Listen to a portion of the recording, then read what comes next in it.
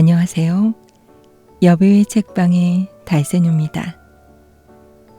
오늘 달새뇨는 아득한 옛날부터 사람들 사이에서 입에서 입으로 꾸준히 전해 내려오는 옛날 이야기, 민담을 들려드리겠습니다. 뚜껑바위, 아내 슬기, 방귀 시합 등 아무 때나 편하게 그리고 재미있게 들으실 수 있는 9편의 이야기를 준비했습니다. 그럼 달새뇨가 읽어드리는 민담 시작하겠습니다.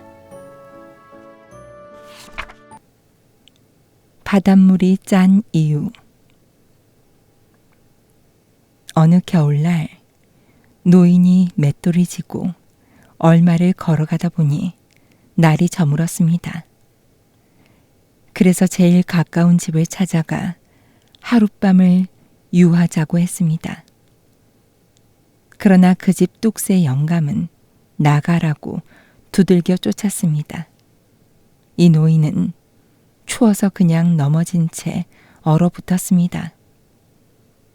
한편 이 동네에서 제일 가난하게 살고 있는 만보기가 형님 집에서 쌀을 얻어가지고 오는 길에 노인이 쓰러진 것을 보고 불쌍히 생각하여 따뜻한 방에 뉘고 간호를 하니 노인은 살아났습니다. 며칠 후에 노인이 떠나가면서 이 맷돌은 훌륭한 사람을 만나면 주려고 가지고 다녔는데 당신 같은 훌륭한 분은 처음 봤소 하며 맷돌의 사용 방법을 가르쳐주고 맷돌을 놓고 갔습니다. 그 맷돌을 돌리니 사람이 나와 큰 대궐집을 지었습니다. 또 보석 나와라 하면 보석이 나왔습니다. 그리하여 쌀을 나오라고 해서 그 쌀을 동네 사람들에게 나눠주었습니다. 그래서 만보기는 부자가 되었고 사람들에게도 칭찬을 받았습니다. 그것을 알게 된 뚝새 영감이 하루는 거지들을 모두 모아 크게 잔치를 베풀었습니다. 이렇게 하면 거지들이 혹시 맷돌을 가져다 주지 않을까 해서 그랬던 것입니다. 거지들이 잔치 음식을 다 먹고 가려고 하자 뚝새 영감은 화가 나서 맷돌을 내놓고 가라고 고함을 쳤습니다.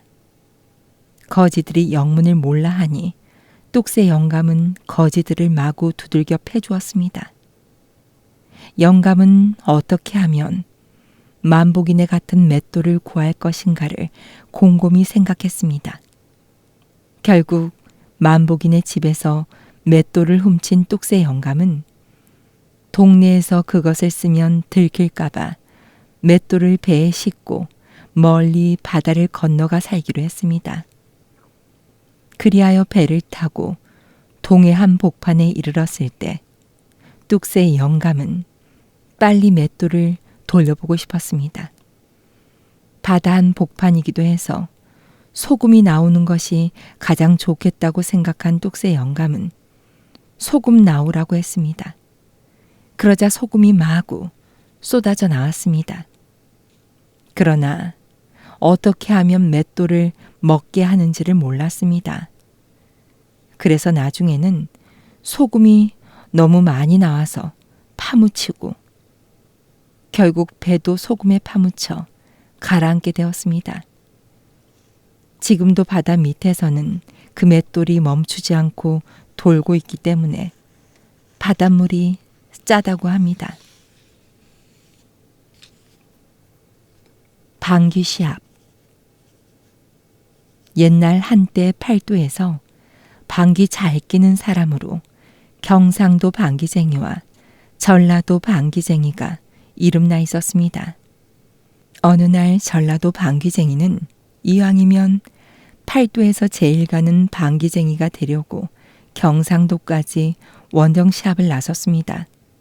먼 길을 걷고 또 걸어서 경상도 방귀쟁이네 집을 찾아가 보니 주인은 마침 장에 가고 없었습니다.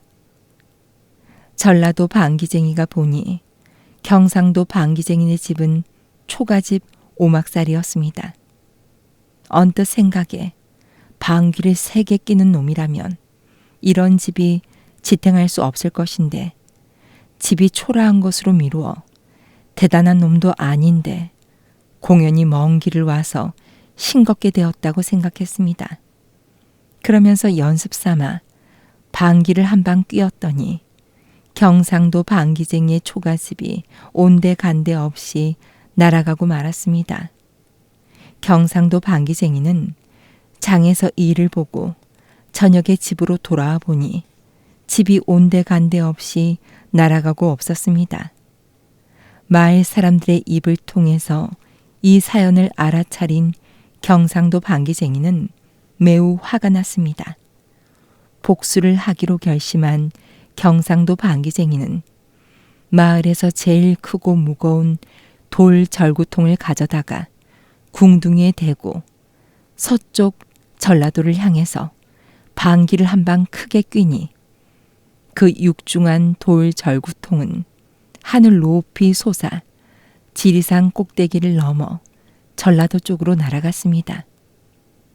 전라도 방귀쟁이는 이제는 자신이 전국에서 제일 가는 방귀쟁이라는 기쁨에 득이 만만하여 집으로 돌아와서 막 담배를 한 대 피우려고 하는데 뜻밖에도 동쪽 하늘에서 돌 절구통이 날아와 이마 위에 떨어지려고 했습니다.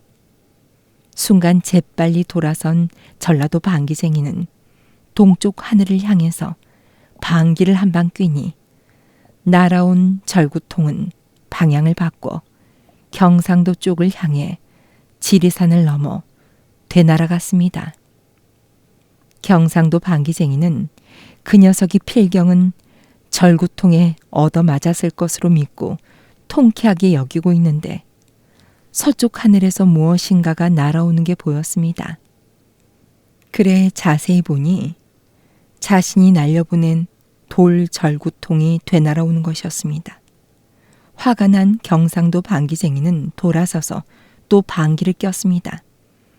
그랬더니 돌 절구통은 다시 지리산을 아득히 넘어 전라도 쪽으로 되날아갔습니다. 이렇게 해서 절구통은 방귀 힘으로 지리산을 넘어 전라도와 경상도를 몇 번 왕래했습니다. 그러나 두 방귀쟁이는 서로 지지 않으려고 힘써 방귀를 번갈아 끼니 돌 절구통은 하늘 높이 떠서 오지도 가지도 못하고 발발 떨다가 3달 열흘 만에야 지상에 떨어졌습니다. 이 방귀 시합은 결국 승부가 나지 않고 무승부가 되어 두 사람이 다 팔도의 방귀 대장이 되었다고 합니다.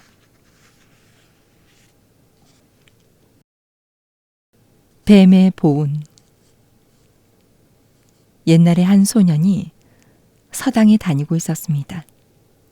하루는 이 소년이 서당에 가는데 많은 아이들이 모여 뱀을 잡아 돌리며 때리고 있었습니다. 돌에 맞아 꿈틀거리는 뱀을 보니 가엾은 생각이 들어 소년은 그 뱀을 빼앗아 물에 던져 살려주었습니다. 몇 해 뒤 소년이 장가를 가게 되었습니다.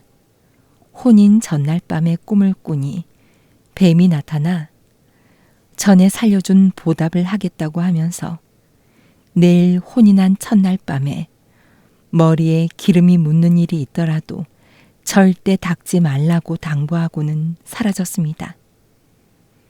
다음날 혼인식이 끝나고 하객들이 모두 물러간 다음 신방으로 들어갔습니다. 신랑은 옷을 벗다가 잘못하여 등잔불이 엎어지고 머리에 기름이 한 방 묻게 되었습니다.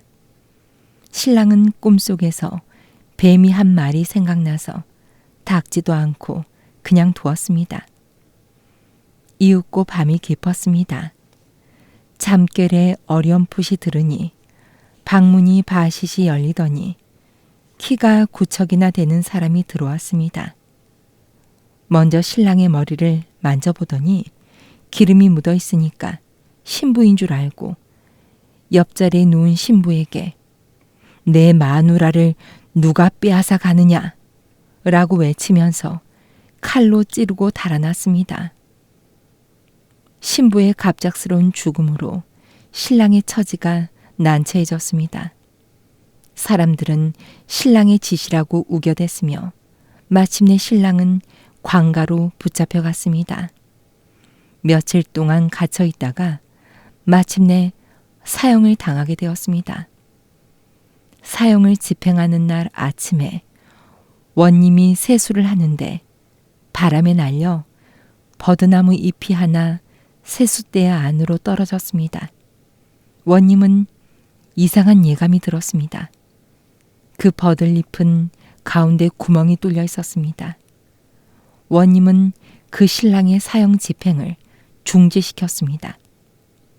다음날 원님은 팔도에 이름 있는 점쟁이들을 모두 불러 구멍 뚫린 버들잎이 떨어진 점괘를 풀게 했습니다.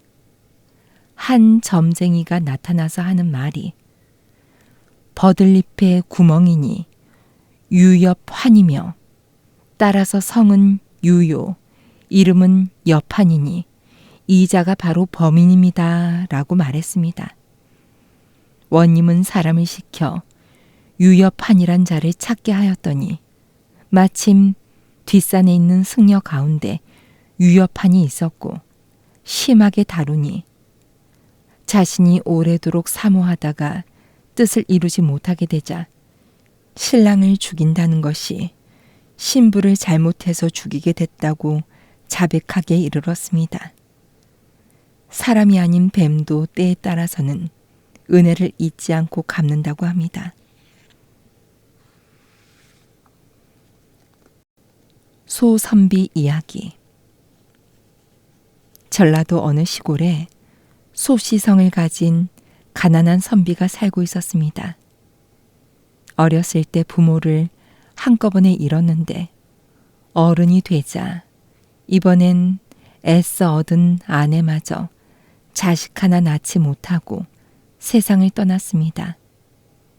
게다가 의지할 만한 일가 친척도 없어서 그야말로 혈혈단신, 외로운 신세가 되어버렸습니다. 소선비는 견디다 못한 끝에 차라리 죽느니만 못하구나 라고 결심했습니다. 그러나 막상 죽으려고 하고 보니 그 방법이 여간 어렵지 않았습니다. 이럴 때 마침 장성 땅 뒷산 깊은 곳에 사나운 호랑이가 나타나 낮에도 사람을 잡아먹는다는 소문이 떠돌았습니다. 옳지, 호랑이 밥이 되는 게 빠르겠구나. 소선비는 험한 산골길 30리를 서둘러 기어 올라갔습니다. 그리고 수목이 울창한 곳을 골라 바위에 걸터 앉았습니다. 밤이 차츰 깊어 달빛이 어렴풋한데 늦가을 찬바람이 나뭇잎을 흔들어 떨구기 시작했습니다.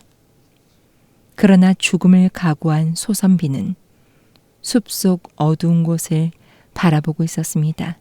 이왕이면 빨리 호랑이한테 물려 죽으려고 그것만 기다리는 것이었습니다.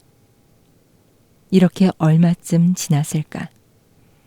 앞쪽에 무언가가 시커먼 그림자가 나타나더니 한번 멈칫했다가 다시 차츰 가까이 오기 시작했습니다. 소선비는 이제 오는구나 라고 생각하고 조용히 앉아 있었습니다. 그런데 앞으로 오는 그림자는 호랑이가 아니라 활을 맨 사냥꾼이었습니다. 대체 누구신데 이런 위험한 곳에 혼자 앉아 계십니까? 하고 사냥꾼은 고개를 설레설레 흔들었습니다. 지나가는 나그네요. 다리가 아파서 잠깐 쉬고 있었소. 소선비가 대답했습니다. 그 말과 태도가 하도 태연해서 포수는 정말로 놀랐습니다. 여기서는 사람 잡아먹는 호랑이가 나오는 곳인데 무섭지 않습니까? 무섭지 않소. 걱정 말고 어서 볼 일이나 보러 가시오. 무섭기는커녕 그 호랑이를 기다리는 중이다.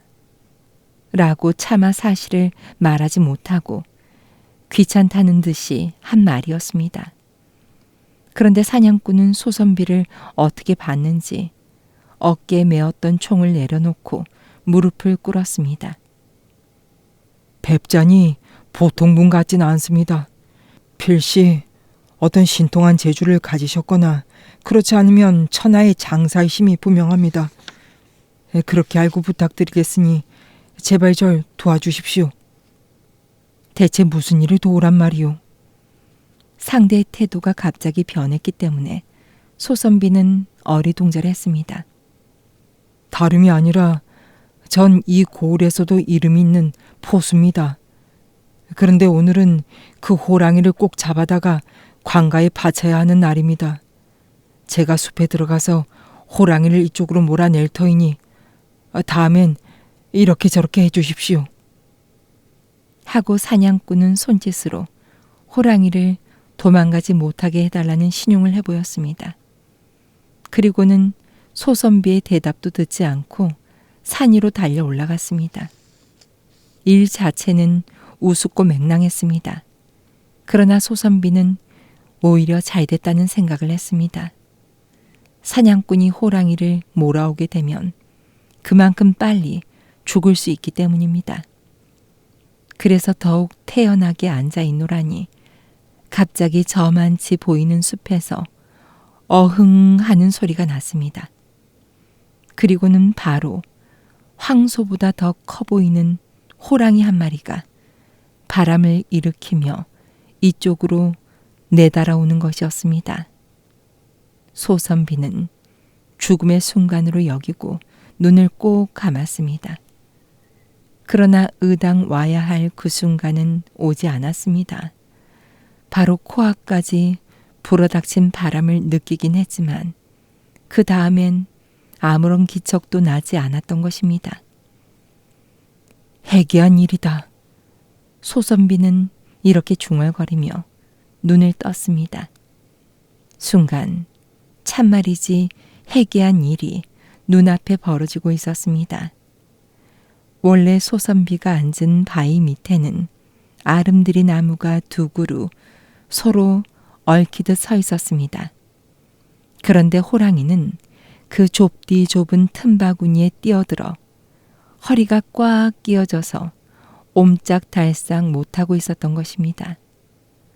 소선비가 그 꼴을 발견했을 때 호랑이는 무서운 비명을 지르며 힘을 다해 몸부림쳤습니다. 그러나 육중한 나무만 흔들릴 뿐 몸은 여간에서 빠지지 않았습니다. 게다가 호랑이는 새끼를 베었는지 나무 틈에 끼인 배가 앞뒤로 유난히 부풀어 올라와 더욱 고통스러운 모습이었습니다. 소선비는 기가 막히고 일변 또 우스운 생각도 들어 마음 놓고 앞으로 다가갔습니다. 그런데 이때 호랑이는 고개를 한번 크게 흔들더니 제 힘에 지쳤는지 축 늘어져 버렸습니다. 소선비는 잠시 망설이다가 칡덩굴을 부지런히 뜯어 밧줄을 꼬았습니다. 그것으로 호랑이의 목에 칭칭 동여맨 다음 이번에는 굵직한 작대기를 구하여 나무 사이에 끼어 힘껏 비틀었습니다. 여간 힘든 일이 아니었습니다. 하지만 약간 틈이 생기자 호랑이도 최후의 힘을 다하여 몸부림쳤습니다. 이리하여 간신히 빠져나오게 되었습니다.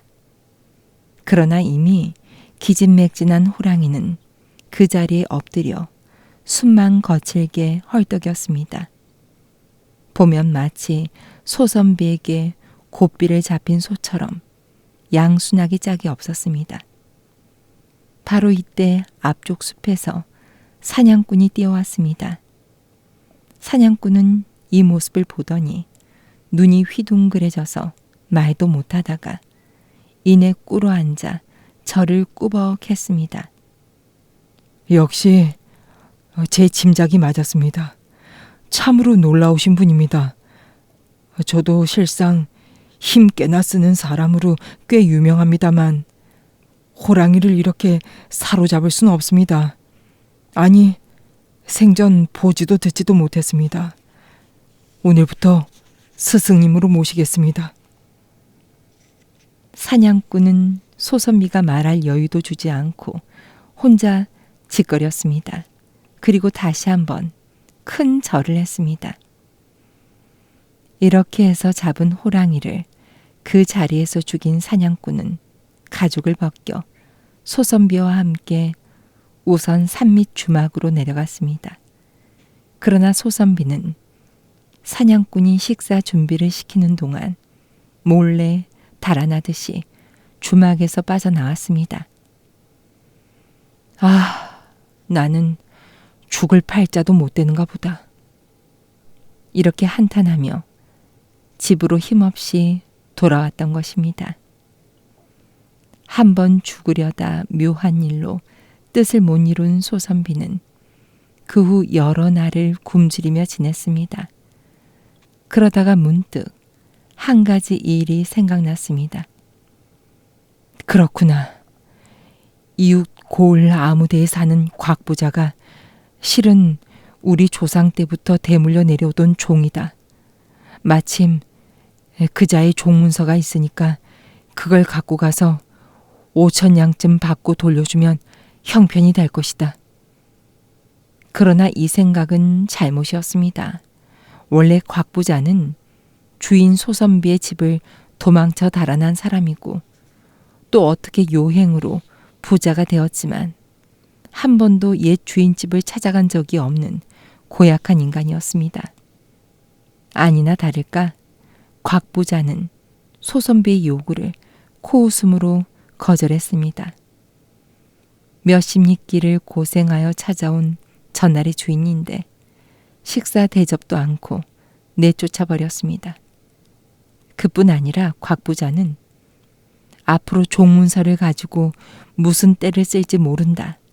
차라리 누군가를 시켜 죽여버려야겠다라고 끔찍한 생각까지 했습니다. 이리하여 곽부자는 며칠 후 힘센 불안당 10명을 몰래 사들였습니다. 아무개는 실상 우리 부친을 죽인 원수다. 한 사람 앞에 100냥씩 줄 터이니 쥐도 새도 모르게 없애버려라. 그 말을 믿은 불안당들은 어느 날 밤 소선비네 집에 몰려갔습니다. 아닌 밤중에 칼과 몽둥이를 든 불안당 떼의 습격을 받은 소선비는 조금도 당황하지 않았습니다. 진작부터 죽으려고 하던 사람입니다. 따라서 소선비는 오히려 잘 되었다는 생각을 했는지도 모릅니다. 어쨌든 소선비가 너무나 태연한 모습을 보였기 때문에 불안당들은 기운이 빠질 만큼 어리동절했습니다. 그러다 마침 한패 중에서 몸집이 우람한 사람이 깜짝 놀라더니 소선비 앞에 무릎을 꿇었습니다. 스승님, 이게 어찌 된 일입니까? 소선비가 자세히 봤더니 다른 사람이 아니라 호랑이를 잡던 그날의 사냥꾼이었습니다.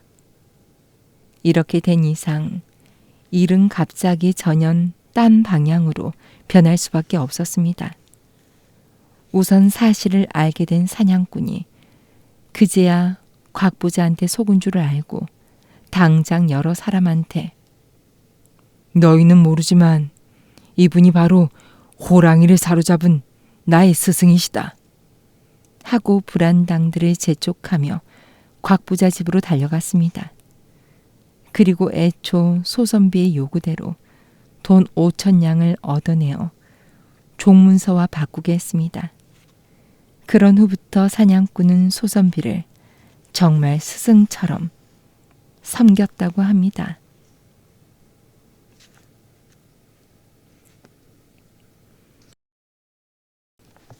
심요막의 기적. 경상도 양산고을에 오순이라는 선비가 있었습니다.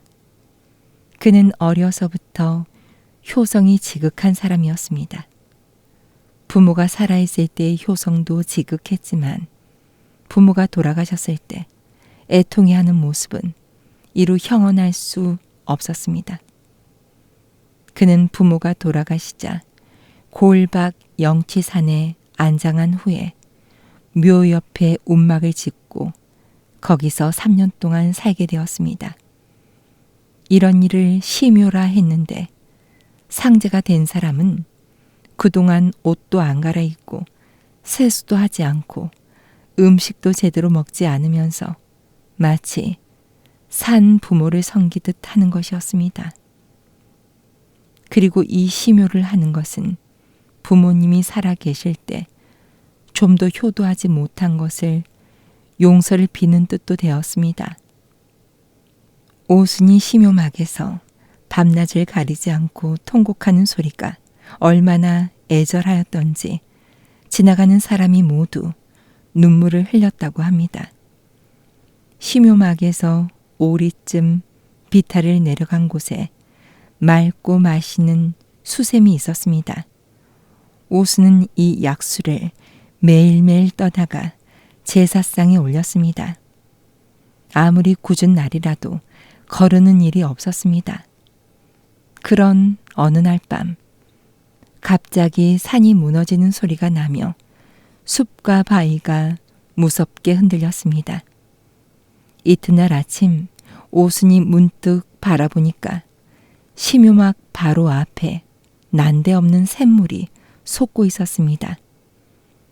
그러나 오순은 무심히 보면서 산골 비탈 아래의 샘으로 물을 길러 내려갔습니다. 그런데 어제까지 있었던 샘이 흔적조차 보이지 않았습니다. 해괴한 일이었습니다. 할 수 없이 다시 심요막에 돌아온 오순은 새로 솟고 있는 샘물을 떠서 마셔봤습니다. 그 물은 신기하게도 비탈 아래의 것보다 훨씬 더 깨끗하고 맛도 좋았습니다. 이리하여 오순은 애써 멀리 가지 않고 그 샘물을 떠다가 제사상에 바치게 되었습니다. 이 샘을 사람들은 효감천이라고 불렀습니다. 하늘이 오순의 효성에 감동하여 거기다 새로 솟게 했다는 뜻이었습니다. 심요막이 있는 영취산에는 전부터 무서운 호랑이가 산다는 소문이 나 있었습니다. 이 때문에 오순의 식구는 언제나 걱정이 심했습니다. 그러나 오순은 조금도 무서움을 타지 않았고 또 호랑이의 해도 입지 않았습니다. 그러다가 어느 날 큰 호랑이 한 마리가 심요막 안으로 들어와 쭈그리고 앉았습니다. 이날은 바로 소상날이었습니다. 제사를 마친 오순은 호랑이 앞으로 다가와서 점잖게 말했습니다. 너는 나를 해치러 왔느냐? 호랑이는 고개를 크게 가로저었습니다. 그러면 어째서 나가지 않느냐? 오순이 꾸짖듯이 말했습니다. 호랑이는 그제야 커다란 머리를 한번 숙였습니다. 모습이 마치 길을 잘 들인 가축과 같았습니다. 이렇게 다시 밖으로 나간 호랑이는 심요막 앞에 다시 쭈그리고 앉았습니다. 다만 이번에는 심요막을 등지고 거기서 먼 곳 가까운 데를 위험 있게 둘러보는 것이었습니다. 이날 이후로 호랑이는 날마다 저녁 때 와서는 한밤중까지 꼼짝 않고 앉아 있다가 날이 밝으면 돌아가곤 했습니다. 그러는 동안 오순은 호랑이와 친한 사이가 되었습니다. 호랑이는 사나운 산짐승이나 다른 호랑이들이 얼씬도 못하게 오순을 지켜주었습니다. 뿐만 아니었습니다. 호랑이는 초하루 보름 제삿날이면 산돼지, 사슴 같은 짐승을 물어다 주었습니다. 오수는 이것을 제물로 쓰면서 호랑이한테 한없이 고마움을 표했습니다. 그 후 호랑이는 오순이 대상을 치르고 집으로 돌아갈 때까지 한결같이 오순을 보호하며 함께 지냈습니다. 산에서 일어난 이 두 가지 일, 즉 효감천 샘물과 호랑이의 일은 모두 오순의 효성 때문에 생긴 하나의 기적이었습니다.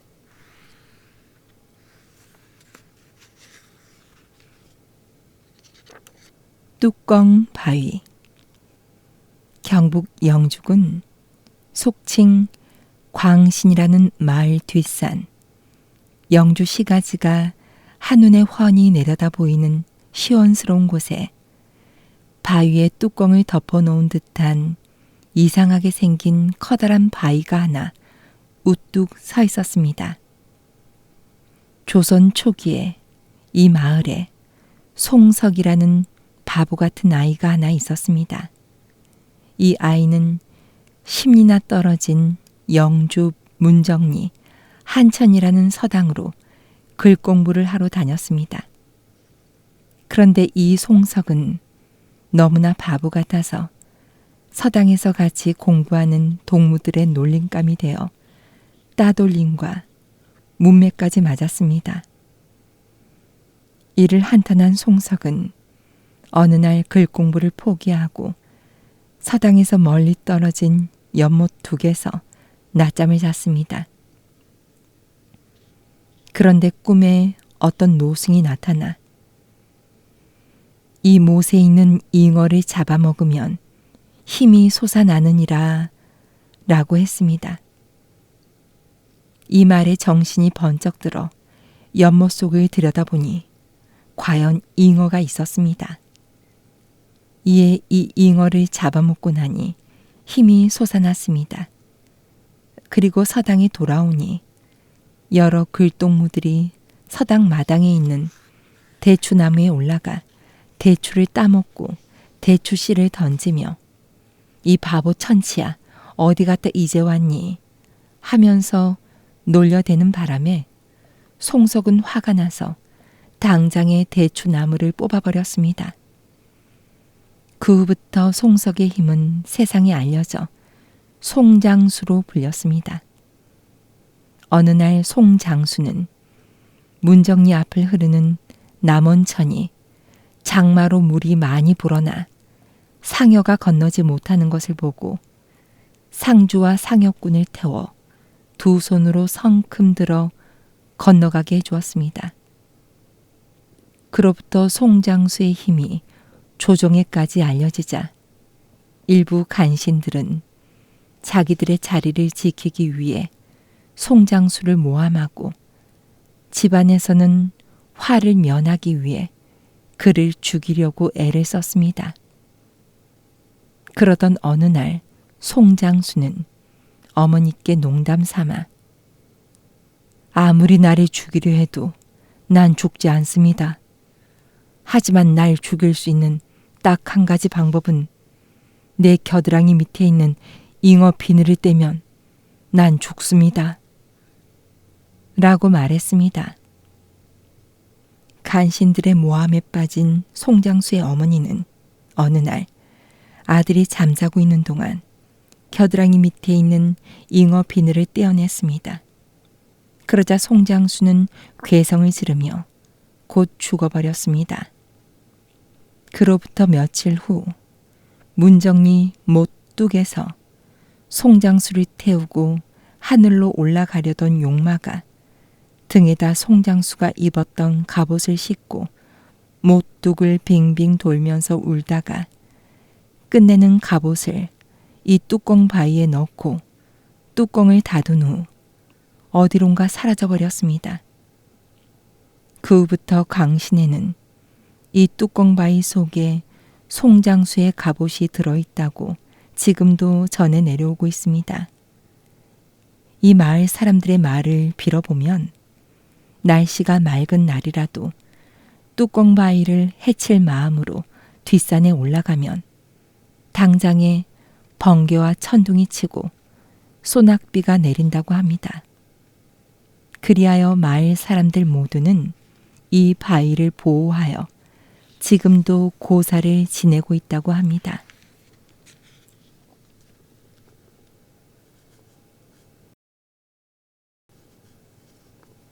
명의 허준. 선조 임금 때 허준이라는 명의가 있었습니다. 지금도 한방 의사라면 누구나 보배처럼 간직하는 동의보감이라는 의술책을 편찬한 사람입니다. 선조 임금의 명을 받은 허준이 이 책을 완성한 것은 그 다음 임금인 광해군 때의 일이었습니다. 이 책에서 허준은 사람의 병을 과별로 분류하여 일일이 병명을 붙이고 그 치료법도 자상히 적어놨습니다. 이것은 그 당시 의술의 집대성일 뿐만 아니라 지금 역시 세계에 자랑할 만한 한방 의서라 할 수 있는 것이었습니다. 이 이야기는 허준이 젊었을 때 사신을 따라 중국에 가다가 생긴 일입니다. 허준을 포함한 사신 일행이 국경을 막 넘어서 으슥한 산골길에 닿았을 때입니다. 난데없이 큰 호랑이 한 마리가 나타났습니다. 그리고 여럿이 기겁을 하는 사이에 하필이면 허준 앞에 쭈그려 앉아 옷자락을 앞발로 잡아당겼습니다.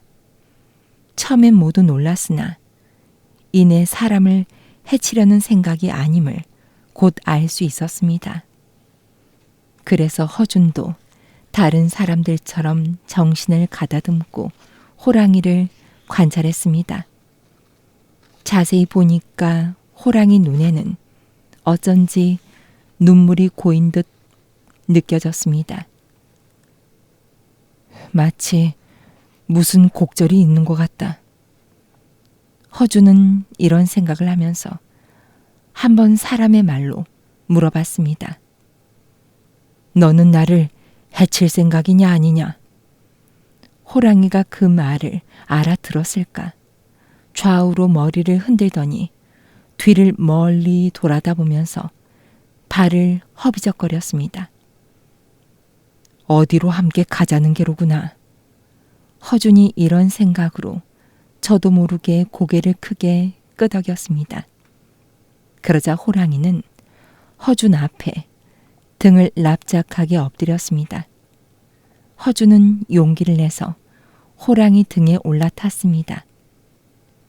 그때부터 호랑이는 허준을 업고 우거진 숲과 험한 산길을 나는 듯이 달렸습니다.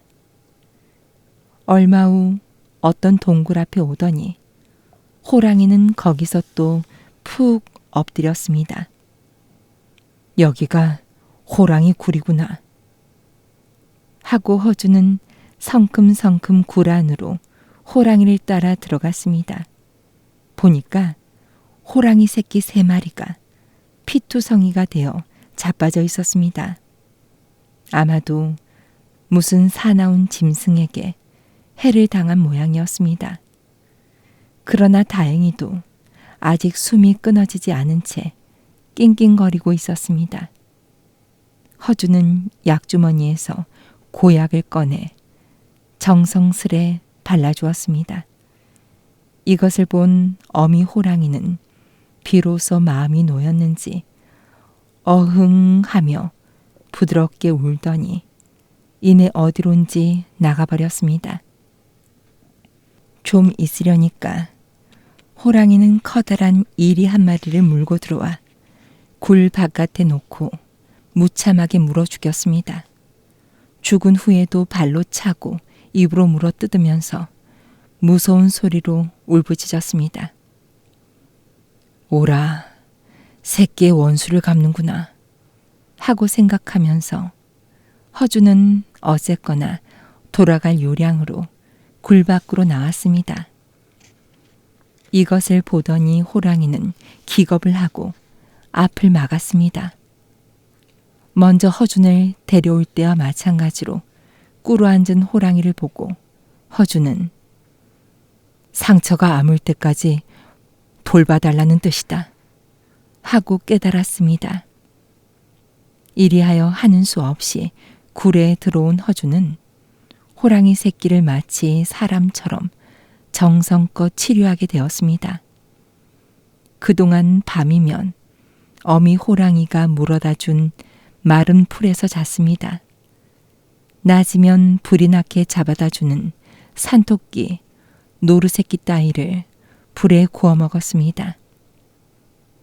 한 사나흘이 지나서 호랑이 새끼는 상처가 아물어 힘차게 뛰고 뒹굴게 되었습니다. 그제야 어미 호랑이는 허준 앞에 큰 절이라도 하듯이 꿇어 앉았습니다. 그리고 일변 으흐 으흐 하며 사뭇 기분 좋게 울어댔습니다. 이젠 다 나았으니 날 돌려보내다오 하는 허준의 말이 통했는지 어미 호랑이는 등을 내밀고 엎드렸습니다. 허준이 올라타자 호랑이는 또다시 나는 듯이 그러나 몹시 조심스럽게 달렸습니다. 오던 길과는 전혀 다르다는 생각이 나자 허준은 약간 겁을 먹었습니다. 하지만 어쩔 도리가 없어 몸을 맡겨두었습니다. 이윽고 어느 큰 거리가 보이는 언덕에까지 오더니 호랑이는 거기서 발을 멈추고 엎드렸습니다. 이렇게 하여 허준은 그 주막거리로 내려갔고 호랑이는 그 사이에 모습이 사라졌습니다. 그곳에 큰 여관으로 찾아든 허준은 한 이틀 후에 먼저 함께 가던 사절단 일행과 만나게 되었습니다. 그러니까 호랑이는 오히려 앞질러서 데려다준 셈이었죠. 이런 일이 있은 후부터 허준은 이름을 떨치기 시작했다고 합니다.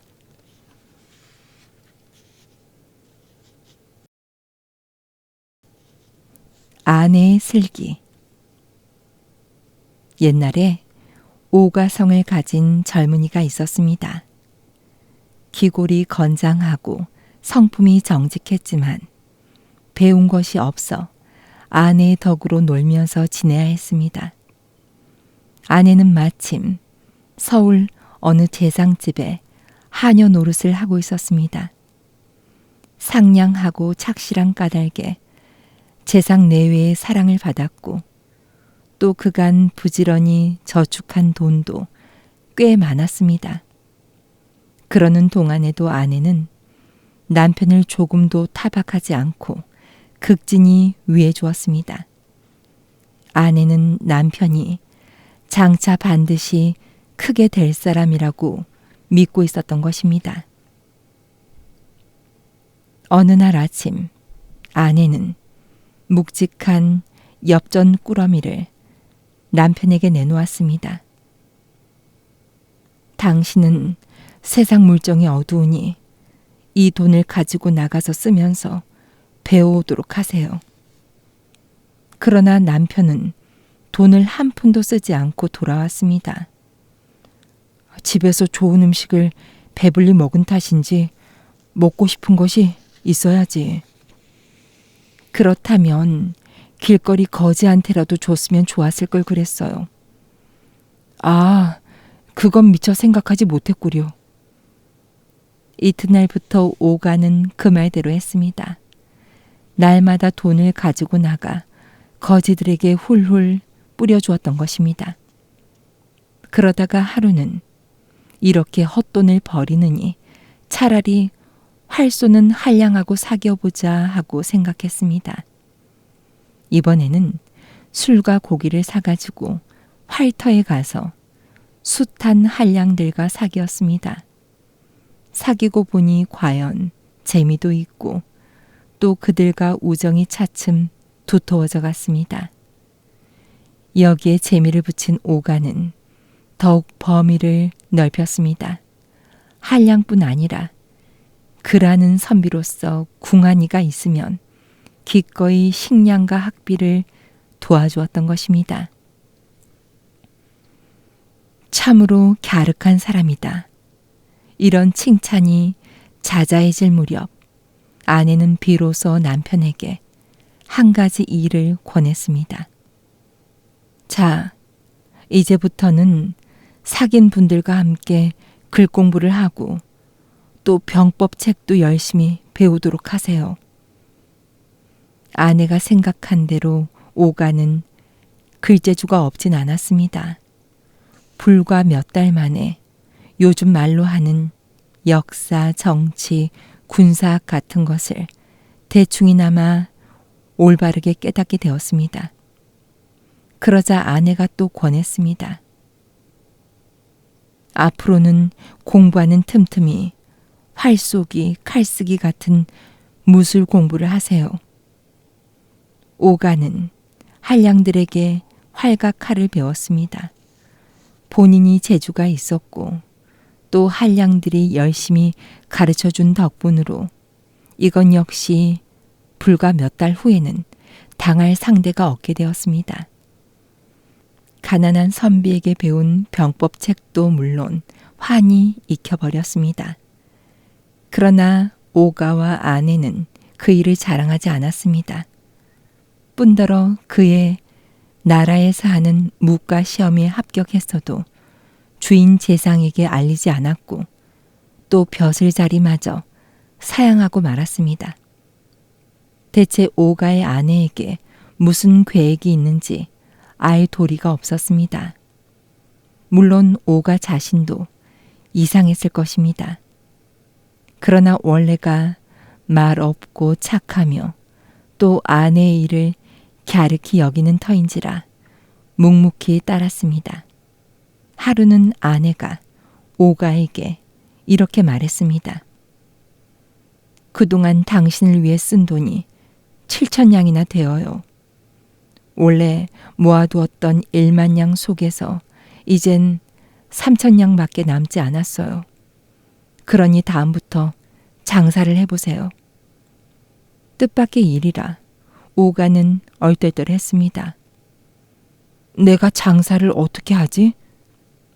올해는 대추가 흉년인데 충청도 지방만 풍년이라니까 1,000냥을 가지고 가서 사가지고 오세요. 오가는 그 말대로 충청도에 갔습니다.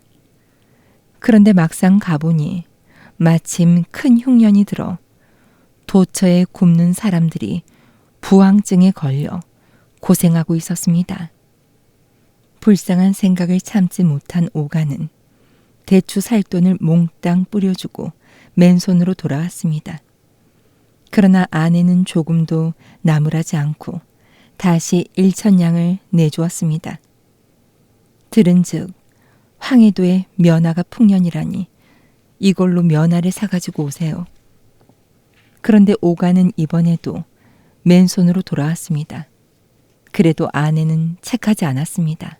다만 여기 이게 마지막 1,000냥이에요. 그러니 이번만은 꼭 성공하셔야 해요. 하고 신신당부했습니다. 이번 장사란 서울에서 헌옷을 사가지고 함경도 지방에 가서 팔고 그 대신 그곳에 약초와 모피를 사들여 오는 일이었습니다. 오가는 헌옷 수십 짐을 이끌고 함경도에 오게 되었습니다. 아내의 말대로 그곳은 면화가 귀한 까닭인지 추운 겨울에도 시골 사람들은 거의 벌거벗고 사는 형편이었습니다. 여기서 오가는 또다시 불쌍한 생각이 들었습니다. 아내의 간절한 부탁을 잊은 바는 아니었지만 차마 그대로 볼 수가 없어서 만나는 사람마다 선뜻 옷을 내주었습니다. 물론 돈 한 푼 안 받고 거저 준 것이죠. 함경도 안변 땅에서 시작하여 육진이란 곳에 이르렀을 때는 손에 남은 옷이라고는 쓸만한 치마, 바지 각각 하나씩밖에 없었습니다. 아무리 좋은 일이라 해도 이렇게 아내의 막대한 재산을 다 써버렸으니 돌아갈 낯이 없구나. 차라리 산짐승의 밥이 되어버려야겠다. 오가는 한밤중에 깊은 산골짜기를 헤맸습니다.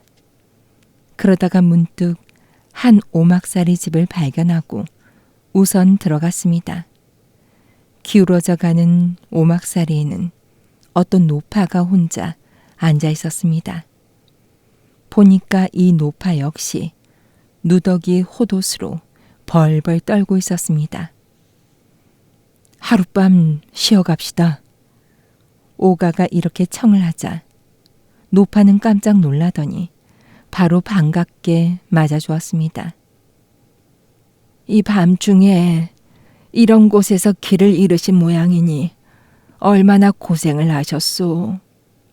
하며 대답도 듣지 않고 부지런히 음식을 차리기 시작했습니다. 오가는 몹시 고맙게 여겼습니다. 그래서 하나씩 남은 치마와 바지를 밥상을 받으며 얼른 내놓았습니다. 노파는 눈이 휘둥그레졌습니다. 아이고, 이런 귀한 옷을 나한테 주시다니.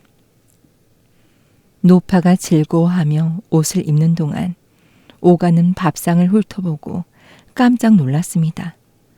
밥은 감자와 조밥 투성이었으나 거기 차려놓은 반찬이 모두 인삼, 그것도 커다란 산삼나물이었던 것입니다. 이렇게 귀한 산삼으로 나물을 해먹다니 어쩌면 노파는 그런 줄 모르는 게 아닐까? 오가는 한동안 벌린 입을 다물지 못했습니다. 할머니, 이 나물은 어디서 났나요? 오가가 물었습니다. 바로 집 뒤에 도라지 밭이 있다오. 맛이 하도 좋아서 날마다 캐어 먹는 걸요. 그러고 보니 노파는 그것이 산삼이라는 사실을 전혀 모르는 것 같았습니다. 집에 캐어둔 것이 또 있거든. 한번 좀 봅시다. 노파는 서슴지 않고 응낙했습니다. 오가는 노파를 따라 헛간에 가보고 또 한 번 놀랐습니다. 거기에는 이미 캐어둔 산삼이 자그마치 10단도 넘었습니다. 작은 것은 손가락 크기, 굵은 것은 팔뚝만한 것들이었습니다. 그런데 멀리서부터 묵직한 발자국 소리가 들려왔습니다. 오가는 가슴이 덜컥 내려앉았습니다. 그러나 노파는 우리 아들이 이제 돌아오는 모양이니 염려 말아요. 하고서는 그 아들에 관한 얘기를 했습니다. 노파의 말에 의하면 아들은 갓 나았을 때 겨드랑이에 날개가 솟아서 가끔 벽에 날아가 붙곤 했습니다. 좋지 못한 징조 같아서 쇠를 달고 짖었지만 날개는 그럴 때마다 다시 생겼습니다. 그와 동시에 힘이 어찌나 세어졌는지 호랑이도 산채로 거뜬히 잡아올 만했습니다. 장차 큰 일을 일으킬까 겁이 난 부모는 마침내 이 산골을 찾아들어 세상과 인연을 끊고 살았습니다. 그러다가 부친이 먼저 죽고 이제는 모자 둘이서 살고 있다는 것이었습니다.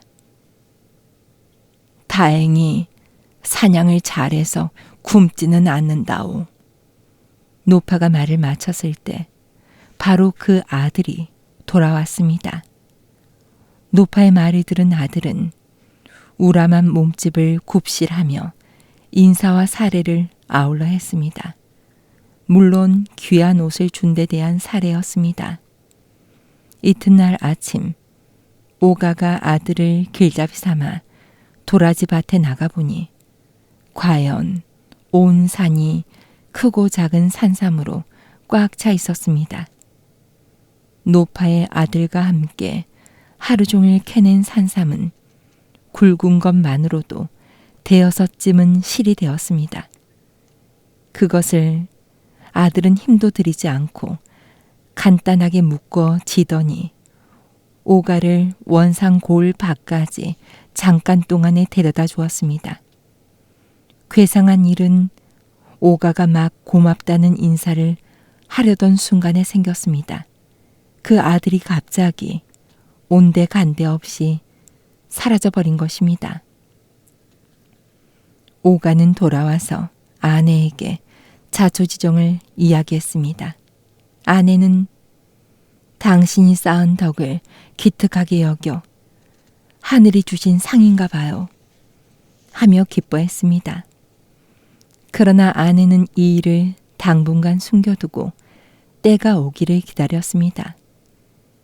그러다가 주인 제상의 환갑 잔치 때 소인의 남편이 대감께 드리려고 애써 구한 것이오니 받아주십시오 하고 그중 제일 좋은 산삼을 10뿌리를 가져다 바쳤습니다.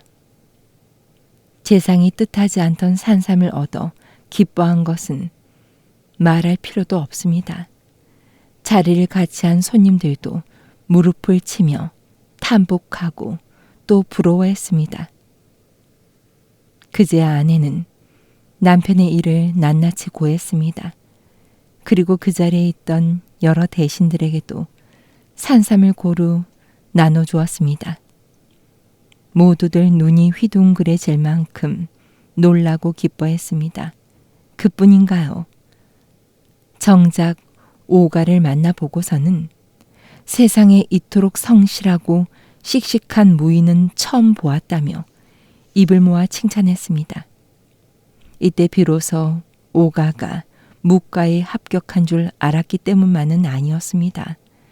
그간 아내가 정성 들여 지은 무간의 예복을 입은 오가의 모습은 정말로 훌륭하기 짝이 없었던 것입니다. 오가가 주인 제상을 비롯하여 여러 대신의 주선으로 무간 벼슬에 오른 것은 당연한 일입니다. 오가는 그 후 공을 많이 세워 수군의 제도까지 지냈습니다. 그리고 80살의 나이로 세상을 조용히 떠날 때까지 아내를 끔찍이 존경하고 위했다고 합니다.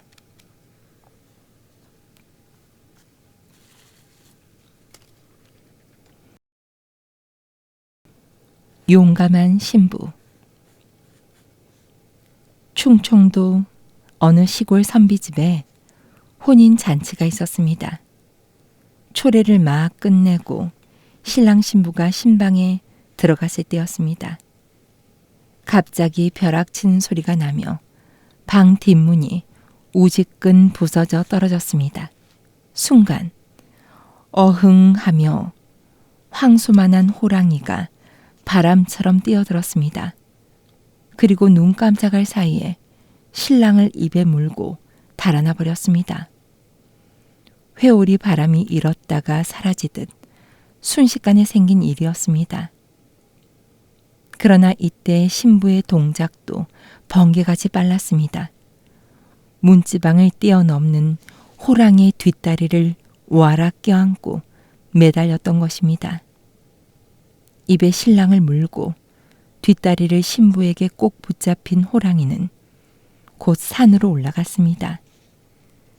그런 후 산에서부터 나는 범처럼 뛰고 또 달렸습니다. 신부는 그럴수록 죽을 힘을 다해 매달렸습니다. 썩 치켜 올린 호랑이 밑에서 몸이 마구 끌리고 튕겨지곤 했습니다. 바위돌, 가시덩굴, 나뭇가지에 긁히고 부딪히고 했습니다. 머리가 흩어져 나부꼈습니다. 옷이 찢겨서 너울댔습니다. 피를 흘리는 상처투성이 몸에 또 새로운 상처가 겹쳐 생겼습니다. 무섭고 끔찍한 꼴이었습니다. 그러나 신부는 죽기를 각오하고 붙잡은 손을 놓지 않았습니다. 이렇게 얼마를 갔을까? 호랑이는 마침내 신랑을 어느 비탈 위에 풀어놓았습니다. 그토록 사나운 짐승도 이젠 지친 모양이었습니다. 신부는 그제야 잡았던 손을 놓고 뒹굴듯이 땅에 떨어졌습니다. 그런데 호랑이는 제 나름대로 기가 질렸는지 슬쩍슬쩍 피해 달아나고 말았습니다. 신부는 정신을 가다듬더니 신랑 옆으로 기어왔습니다. 신랑은 그러나 숨이 끊어진 듯 꼼짝도 안 했습니다. 다만 앞가슴에 온기가 조금 남아있는 것으로 보아 아직 죽지는 않은 모양이었습니다. 살아있구나.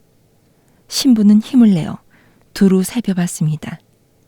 그런데 마침 비탈 저 아래 숲 사이로 등불이 하나 깜빡깜빡 비치고 있었습니다. 저기 사람 사는 집이 있다. 신부는 제 몸에 상처도 있고 비탈 아래로 미끄러지듯이 달려 내려갔습니다. 과연 거기에는 외딴 집이 있었습니다. 신부는 우선 눈에 띈 뒷뜰 방문을 몸으로 열었습니다. 그 방에서는 지금 잔치상이 벌어지고 대여섯의 장정들이 한창 흥겹게 노는 중이었습니다. 이곳에 피투성이 신부가 벼랑간 뛰어 들어왔습니다. 분칠한 얼굴엔 흐트러진 머리카락이 마구 감기고 그 밑으로 시뻘건 피가 흐르고 있었습니다. 장정들은 기겁을 했다가 얼른 꿇어 앉아 수도 없이 절을 했습니다. 제발 목숨만 살려주십시오. 아마도 아닌 밤중에 귀신이 나타난 것으로 생각된 모양이었습니다. 그런데 신부는 뒷산 비탈에서 사람이 죽어갑니다. 어서 구해 주십시오. 라고 말하더니 퍽 하고 쓰러져 기절을 했습니다. 삽시간에 큰 소동이 일어났습니다. 까닭을 안 장정들이 횃불을 들고 산에 올라갔습니다. 또 기절한 신부는 안방에 눕히고 간호를 했습니다. 비탈에서 도움을 받아 업혀온 신랑을 보자 바깥에 있던 그 집 주인이 깜짝 놀랐습니다. 이건 내 아들이다. 그러니까 주인은 바로 신랑의 아버지였던 것입니다. 원래 오늘은 아들을 신부 집에 데려다 주고 돌아와서 이웃 사람들에게 술 대접을 하던 참이었습니다. 다시 깨어난 신랑과 신부의 말을 들은 식구들은 새삼 놀라고 또 기뻐했습니다. 호랑이가 공교롭게 신랑 집 뒷산에까지 온 것은 참으로 신기한 일이었습니다. 그리고 더욱 탐복할 일은 몸을 돌보지 않고 신랑을 구한 신부의 슬기와 용기였습니다. 이 일을 알게 된 그 골 원님은 신부를 크게 칭찬하고 연료문을 세워주었다고 합니다.